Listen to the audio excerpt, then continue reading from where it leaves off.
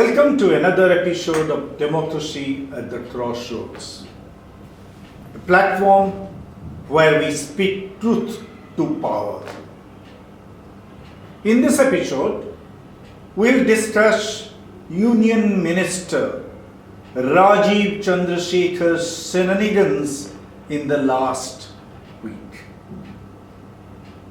As we know, the Kerala police has registered an FIR against the Union Minister for his provocative social media posts, blaming a minority community for the multiple blasts at a convention center in Kalamashri, Kerala.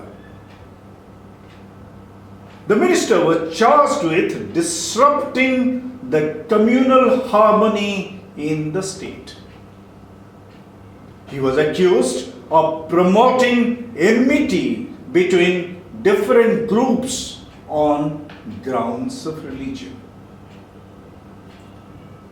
The BJP has, of course, vociferously protested against this police action, saying it is appeasement politics, appeasement of the minorities. But the party forgets that had someone made similar incendiary remarks against the majority community in a BJP-ruled state, he would have been promptly arrested, not just an FIR had been lodged against him. Is that because the ruling party at the center is pursuing a policy of majority appeasement? Maybe. Maybe the Kerala government ought to have followed the same template established by the BJP. Rajiv Chandrasekhar should have been locked up in jail for some time so that he understands that ours is a secular country and communal outbursts cannot be countenanced under any circumstances. Yes, both Chandrasekhar and his party have been creating a ruckus about an organization holding a pro-Palestine rally in Kerala, where a Hamas leader's recorded message was played on a giant screen put up for the large audience. What is the objection of Chandrasekhar and company? They say that Hamas indulged in terrorist acts against Israelis on October 7. So inviting a leader of Hamas to address a gathering tantamounts to inciting terrorism. Well, the objection would have been valid had the Hamas leader incited the audience to resort to violence. But the available transcripts of the address suggest Hamas leader only talked about the prolonged fight of the Palestinian people to win back the freedom of their land from an occupying force, Israel. In fact, he just thanked all those who were expressing solidarity with the struggle of Palestinians. What is there to object to in this?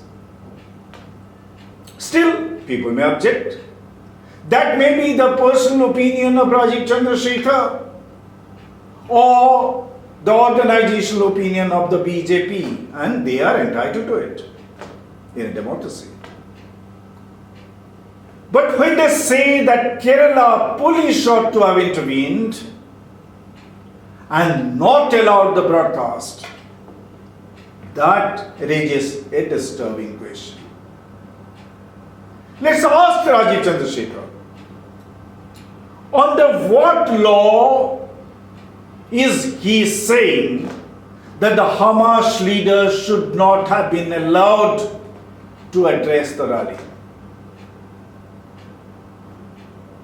Well, he may call Hamas a terrorist organization, he and his friends, all can say.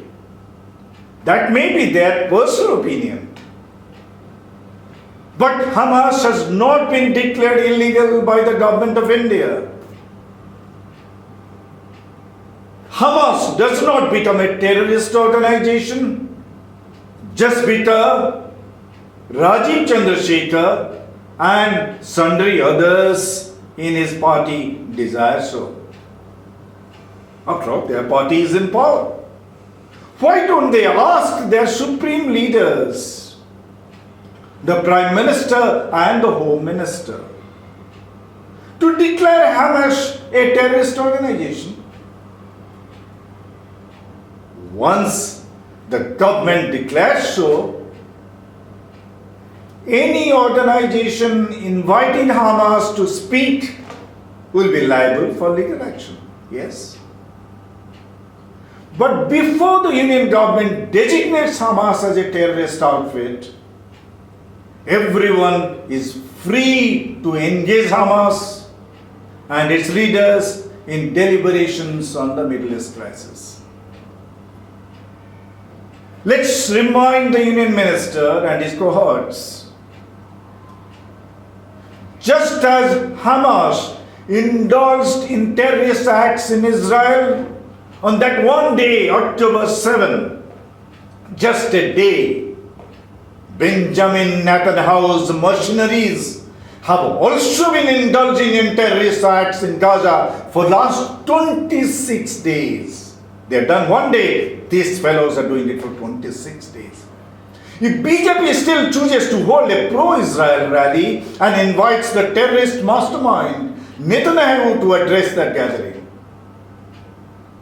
nobody would ask for police action against the BJP leaders for glorifying terrorism. Unless and until the Union government designates the state of Israel as a terrorist outfit. It's astonishing that Rajiv Chandrasekhar, a union minister, does not understand this basic distinction.